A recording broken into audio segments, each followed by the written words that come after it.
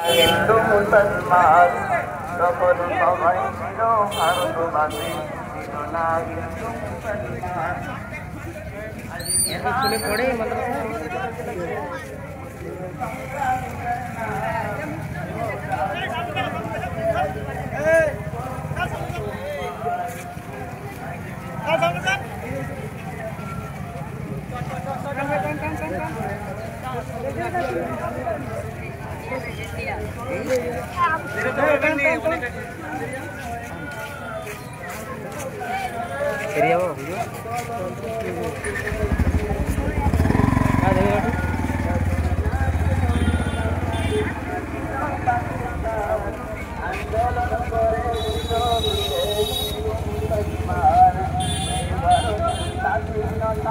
কি খবর?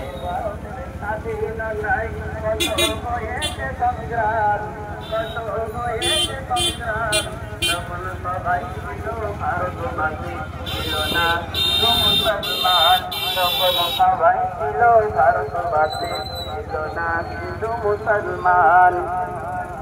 কত ধর্ম, কত জাতি, কত ভাষার এই দেশ, শুধু মুসলিমদের বলতে যেন ছাড়ো। এই দেখেন কত জাতি, কত